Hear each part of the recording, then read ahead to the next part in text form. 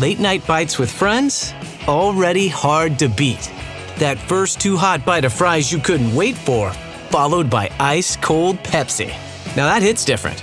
Suddenly, the energy kicks back in, the night goes longer, and the laughs don't stop. Because Pepsi brings out more flavor, more fun, and more of the moment. Food deserves Pepsi.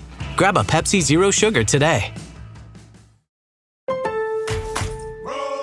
Pros, find the right flooring for the job in Lowe's newly redesigned flooring showroom. Shop our expanded assortment of trusted brands and get up to 35% off style selections, Stainmaster, and Stainmaster Pet Protect Special Order Carpet. And while you're here, save $100 on a DeWalt 20-volt max 6-amp-hour 2-pack of batteries. Now just $179. Get more of what you need faster and save more where it counts from the ground up.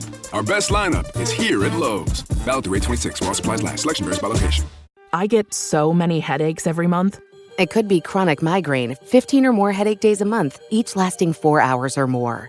Botox, onabotulinum toxin A, prevents headaches in adults with chronic migraine. It's not for those who have 14 or fewer headache days a month. Prescription Botox is injected by your doctor. Effects of Botox may spread hours to weeks after injection, causing serious symptoms. Alert your doctor right away, as difficulty swallowing, speaking, breathing, eye problems, or muscle weakness can be signs of a life-threatening condition. Patients with these conditions before injection are at highest risk. Side effects may include allergic reactions, neck and injection site pain, fatigue, and headache. Allergic reactions can include rash, welts, asthma symptoms, and dizziness. Don't receive Botox if there's a skin infection. Tell your doctor your medical history, muscle or nerve conditions, including ALS, Lou Gehrig's disease, myasthenia gravis, or Lambert-Eaton syndrome, and medications, including botulinum toxins, as these may increase the risk of serious side effects. Why wait? Ask your doctor. Visit BotoxChronicMigraine.com or call 1-800-44-BOTOX to learn more.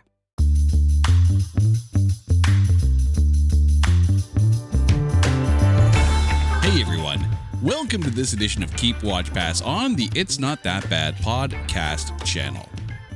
Okay, so wasn't that long ago where we were talking about movies, in a geographic sense. Well, now it's time to pull out your calendar because we're talking about movies with a day in the title. And here to join me, the best person every day of the week, my lovely wife, Carrie. Carrie, how are you doing? Aw, except for Sunday. I don't know we don't come close to her on Sunday. We just kind of keep our distance. I'll make her breakfast, but I kind of have to throw it at her like it's like a dangerous animal in the cage. I was going to say, actually, there's not enough coffee for Mondays, so I don't think I want to be hating on Sunday. Okay. So, all right. No, the weekends are free game. Yeah. Monday. Monday, you stay behind the cage. Do not put your hand inside the fence. It will get bitten off. This is the Mondayest Wednesday that feels like a Friday, but it's only Thursday. Right now, there's someone listening to this going, I feel every single word of that sentence. Yeah. All right. So let's get a few clarifications, a few rules on this episode, because obviously a day like Tuesday would be okay, right? A day like Wednesday would be fine. We would also accept things like tomorrow, today, but we would also accept movies that have, a specific day in the title, like Valentine's Day, because there were those series of movies as well. So basically, if it's a day in the title, we can talk about it. So Carrie, I'm going to let you kick off your calendar picks with your keep movie with a day in the title. I hate the Tuesdays, but no, that's not the movie that I'm keeping. You automatically would think of The Terminal. Darn right. Because, oh my gosh, we love that movie here. But I am keeping The Thursday Murder Club. Helen Mirren, Pierce Brosnan, Tom Ellis is in this, David Tennant. Yeah, it's David Tennant. Isn't it David L. Tennant? Or no, what is his? Oh my God, I can't even remember from stage. It's David John Tennant. David John Tennant. Or if you go with his actual birth name, David John McDonald. Oh, well, there you go. Right? Yeah. A play by David McDonald? I thought you'd appreciate this one because it was originally a book series turned Netflix original movie. Now, the funny thing is, normally Netflix originals kind of get panned, mainly because they're Netflix originals. That's not necessarily an indictment on the film itself. everything I've heard about this film, because I haven't actually watched this one yet, everything I've heard about this has been like it's one of those just rare gems that Netflix absolutely hit out of the ballpark. Oh, it is. It's, it is such a fun little tale. It actually, if I had to compare it to something that you have seen, kind of like The Sheep Detective. Okay. Like, which was an adorably cute movie. Exactly. It has that cuteness. It has, a group of seniors trying to solve a murder. So basically, it's The Sheep Detectives meets Only Murders in the Building. Yeah, you know what? That's a pretty good descriptor. But definitely, I've watched it, I think twice. I watched it through. I didn't quite make it to the end, and then I watched it again. So definitely worth. It's a keeper. Yeah. I mean, it's Tom Ellis. It's David Tennant. The cast. Like, phenomenal. Of course I'm going to freaking watch Lucifer and the Doctor. Come on. Oh my God. And Helen Mirren. Right. I mean, she is just so funny. Also, can I just put this out? Every now and then on this show, we have occasionally put things out into the void in the hopes of manifesting them. Now, dear BBC, I know you're out there. I hope you're listening. Tom Ellis as the Doctor. Just make it happen. You tell me Tom Ellis wouldn't be the perfect Doctor. No, that's a good pick. I don't know, though. He's rather busy right now, isn't he? Doing CIA. Okay, but procedurals are only going to last so long. Come on, the Doctor. Mm-hmm. Make it happen. I wonder if the offer would be on the table if he'd take it. Right? Well, tell you what, we'll make the offer for Tom Ellis anyways, and then we'll let Tom and the BBC figure that ish out and make that happen, because that needs to happen. Not legally binding, but... Not legally binding, but by our rules, Tom Ellis is the next Doctor. Okay, so for my keep pick, I'm going to be mixing a few of my passions here when it comes to movies that I like, because I do like something with a little bit of a sci-fi bent, obviously. Now, this is more, earthbound science fiction, but I also do love a really good disaster movie. So when I say that The Day After Tomorrow is my pick, yeah, damn right, it's my pick. I freaking love a disaster film. There really, for the 90s and the 2000s, there was no one who could do a disaster flick like Roland Emmerich, and he nailed it to this one. I absolutely love this. By the way, we are going to be covering this movie on this podcast probably around November, with a very special week that La Robichaud will be covering that one with us. But the funny thing is, we're going to turn it into, and I'm not even kidding you on this title, Awesome Rossum Week, because we talked about this when we covered the Phantom of the Opera soundtrack over on Spin Shuffle Skip on the There Can Only Be One channel, because Emmy Rossum was awesome in that. She's awesome in this. And then that movie, The Phantom of the Opera, came out the same year as The Day After Tomorrow. So we're literally going to do an entire week of Emmy Rossum based products, because also she has 2 albums. So we're also going to do an under 5 top 5 on Emmy Rossum. So the Awesome Rossum weekend. But the thing is, this was big money at the box office as well. This was the 6th most money-making film at the domestic box office in 2004, which also means that this movie is 22 years old. So bear with me on that one. But this landed behind Shrek 2, Spider-Man 2, The Passion of the Christ, Harry Potter and the Prisoner of Azkaban, and The Incredibles. But now you also have to remember that all those movies are also 22 years old this year. Not to make you feel old, but I'm going to make you feel old. All right. For my watch pick, I'm going right to the calendar and your day planner, and right to the day that apparently some days is okay for Carrie, other times don't step near her, because Sunday is involved in this one. Specifically, Any Given Sunday. I did not have on my bingo card Oliver Stone does a football film, and yet Oliver Stone does a fantastic football film, and you want to talk about someone taking a role that is completely not what you're expecting. Cameron Diaz in this is freaking awesome. Like, really. I mean, Al Pacino is Al Pacino. Nothing wrong there at all.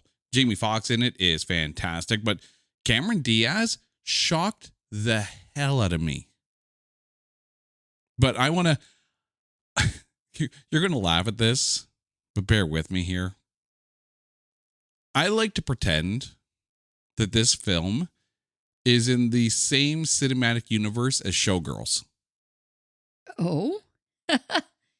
Do tell. Okay, so let me explain.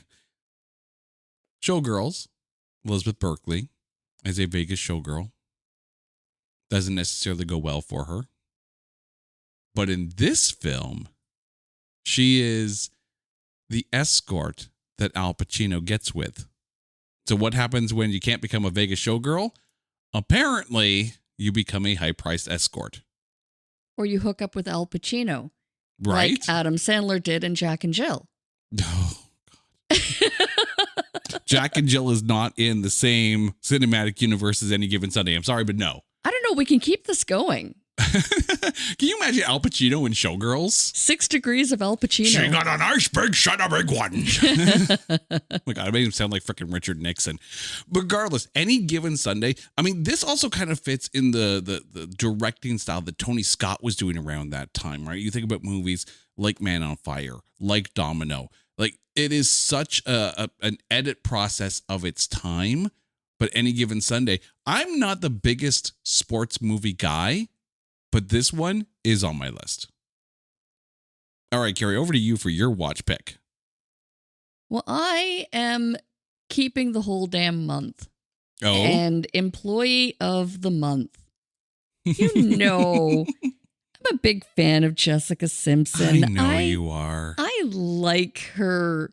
You know, is this tuna or is this chicken? Like, I think she's really fun to watch. And I mean, come on, the cast. Dane Cook, Dax Shepard, Andy Dick is in this movie. You're not really selling it. Anyone who has ever worked in retail can appreciate the fun and frivolity of this cast. It actually kind of reminds me, or the series... Superstore? Superstore, thank you so much. That kind of like, yeah, like shop vibe. I guess if you were working at like a Costco, because this is like a big box retail type store that they're working in. And it just kind of shows, you know, the inner workings, or like just making work fun. And that's what this movie's all about. It should surprise no one with a cast like that this film actually does qualify for our podcast. I'm just saying, like, we could, if we wanted to. We wanted to subject ourselves to that, cover this film. I would defend. I'm watching it. I know, but you're a Jessica Simpson fan, so I understand. I am. The perfect lunch combo. That first bite of your favorite sub, followed by ice-cold Pepsi. Add a couple of friends, and now that's next level. Suddenly, the laughs get louder, the stories keep flowing, and the food tastes better. Because Pepsi brings out more flavor, more fun, and more of the moment. Food deserves Pepsi. Grab a Pepsi Zero Sugar today. Pros, find the right flooring for the job in Lowe's newly redesigned flooring showroom. Shop our expanded assortment of trusted brands and get up to 35% off style selections, StainMaster, and StainMaster Pet Protect Special Order Carpet. And while you're here, save $100 on the DeWalt 20-volt max 6-amp-hour 2-pack of batteries. Now just $179. Get more of what you need faster and save more where it counts from the ground up. Our best lineup is here at Lowe's. Valid through 8/26 while supplies last. Selection varies by location. I get so many headaches every month. It could be chronic migraine, 15 or more headache days a month, each lasting 4 hours or more. Botox, onabotulinum toxin A, prevents headaches in adults with chronic migraine. It's not for those who have 14 or fewer headache days a month. Prescription Botox is injected by your doctor. Effects of Botox may spread hours to weeks after injection, causing serious symptoms. Alert your doctor right away, as difficulty swallowing, speaking, breathing, eye problems, or muscle weakness can be signs of a life-threatening condition. Patients with these conditions before injection are at highest risk. Side effects may include allergic reactions, neck and injection site pain, fatigue, and headache. Allergic reactions can include rash, welts, asthma symptoms, and dizziness. Don't receive Botox if there's a skin infection. Tell your doctor your medical history, muscle or nerve conditions, including ALS, Lou Gehrig's disease, myasthenia gravis, or Lambert-Eaton syndrome, and medications, including botulinum toxins, as these may increase the risk of serious side effects. Why wait? Ask your doctor. Visit BotoxChronicMigraine.com or call 1-800-44-BOTOX to learn more. All right, so back over to you for your pass pick. I'm probably going to break the internet by saying that I didn't enjoy the movie Yesterday as much as I thought that I would have. Now, let me explain. It's not that it was a bad movie. And I know it actually probably doesn't qualify because it was a good movie. It's just me. The problem is me. I'm a huge fan of the Beatles. And I just found it was kind of unbelievable in its story. Like, it was just kind of, I don't know. I didn't dig it. I mean, I can understand, by the way, 64% on Rotten Tomatoes. So it's close. It is close, but missed it by that much. I would agree with you on this one, but for entirely different reasons, right? Because I can understand, by the way, 89% popcorn meter. I can understand if you're not a fan of kind of what they did with this alternate universe that the Beatles didn't exactly exist kind of thing. Is it weird? And maybe I might be like the only person in the world to say this. I'm not the biggest fan of the Beatles. Oh no. I mean, don't get me wrong. They have a couple decent songs. I've never gone out to buy a Beatles record. I've never, I don't get it. I mean, I get at the time they were the biggest thing. Same thing with the Rolling Stones. They're okay. I get that they're, the biggest band in the world at the time. Same thing with the Stones, but meh. Yeah, but their songs live even today. Like, the Beatles became their own entity. They became larger than life, and it's not even necessarily about the music, and it's not even necessarily about the four guys. It's just that it literally became a force, in music. I completely get that. Like, here's the thing. I'm not exactly the kind of person to go out and get a Taylor Swift album, but I completely understand and appreciate that she is one of the biggest artists in the world. I completely understand. I guess the thing for me is that once you got into like things like Sgt. Pepper's Lonely Hearts Club Band and Yellow Submarine and stuff like that, it's like it just went kind of way out there for me, and I'm just like, meh. Just meh. Well, that's fair, but it was also kind of reflective of the time, right? Like, the Beatles became larger than life because they took a lot of chances with music. And I almost question at times, if they didn't. Like, when an artist releases an album that is a passion project versus wanting to be radio played, right? The Foo Fighters did it. Mm-hmm. And when they did, it was like, ooh, yeah, I don't know if I like what you're doing here. I could see someone drawing a comparable in that sense to Radiohead, where at one point, like, you had like The Bends, which was such a phenomenal album, and then OK Computer. At least you saw a bit of a transition, because OK Computer is kind of like that middle ground, right? And then you get to Kid A, and we're like, what the hell are you doing there? And then it just goes on and on and on. Like, I really can't, I can't get into post OK Computer Radiohead to the same token as I can't get into post classic kind of Beatles. I mean, the earlier stuff that lives more in that blues, pop kind of bass kind of stuff. And I say this as someone who has played a number of Beatles songs. Paul McCartney's bass lines are not easy to replicate. They are deceptively difficult because there's a lot of walking in those bass lines. So maybe I'm just mad at Paul, is basically what I'm saying. For Paul, for being a damn good bass player and making it hard for me to replicate what he did. It's all Paul's fault. But I think, though, the Beatles walked so other bands can run. I can appreciate everything that they did and everything that they achieved and everyone that they influenced. I still don't see myself going out and buying a Beatles record. Well, that's okay, because I have bought several on cassette. On cassette. And you still have them too. Yeah. Because we don't throw a damn thing out. And records, actually, if I go back to my dad's collection, I think with the Beatles, again, it becomes generational. I want a band like the Beatles to kind of have that longevity and to still be listened to by future generations beyond. Well, I think about the Lemmy documentary, and there's that scene where Lemmy goes into that record store and is looking for a very specific print of a Beatles record, and he talks about how much the Beatles influenced him. So, like, again, I appreciate the impact of the Beatles. I'm just not the biggest fan, but I can appreciate that we wouldn't have a lot of the music that we have today. Artists like Motorhead, who were inspired by the Beatles, if it weren't for what they did. Yeah. And I think drawing back to this movie and what I didn't like about it is the concept that the Beatles in this movie didn't exist. Mm-hmm. Right? And I kind of think you can't do that.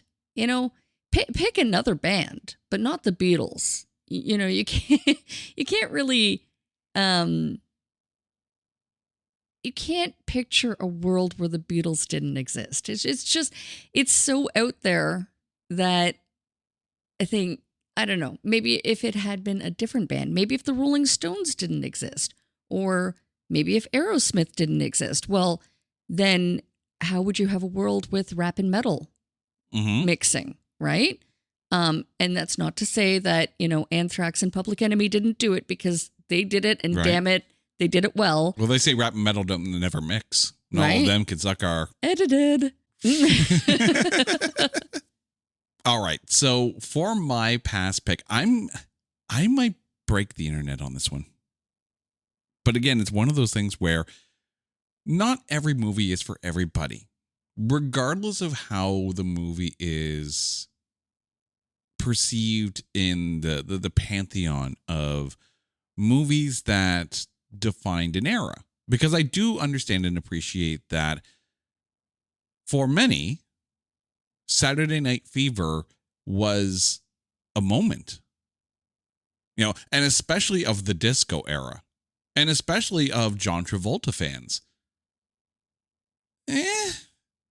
I didn't, it didn't hit with me. It didn't stick at all.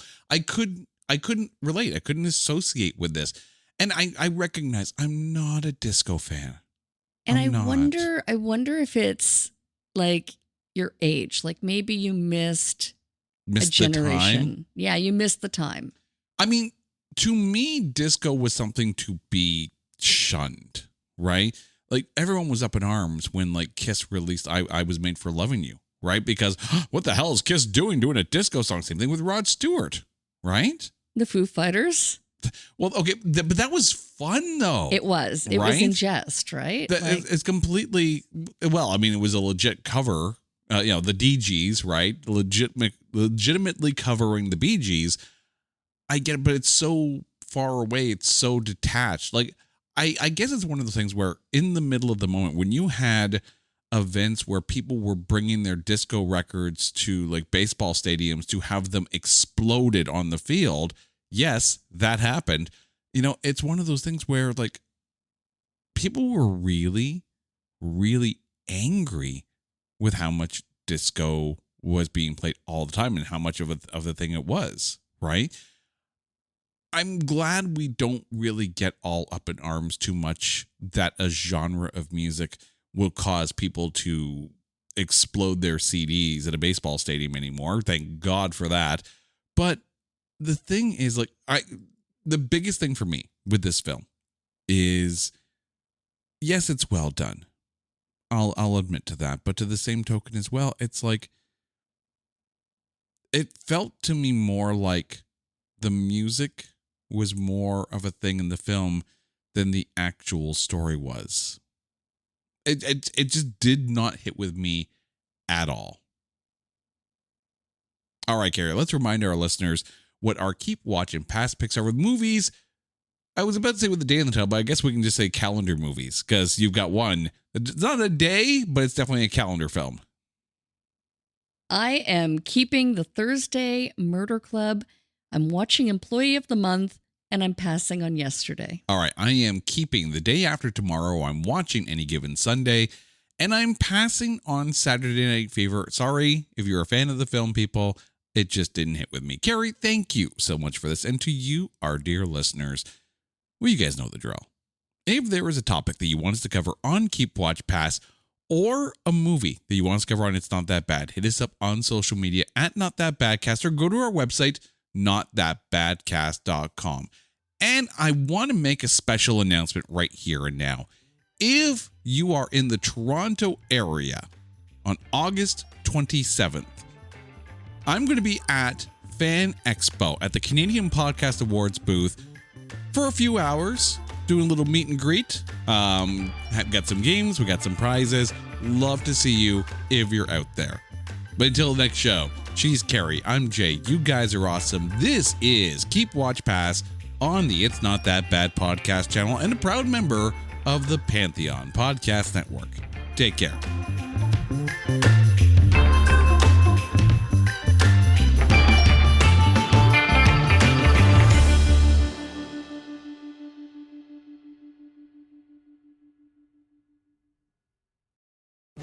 At ZocDoc, we know being a healthy adult is like living in a video game. Every day has side quests, taxes, laundry, birthdays. And just when you're leveling up, you have to book a doctor.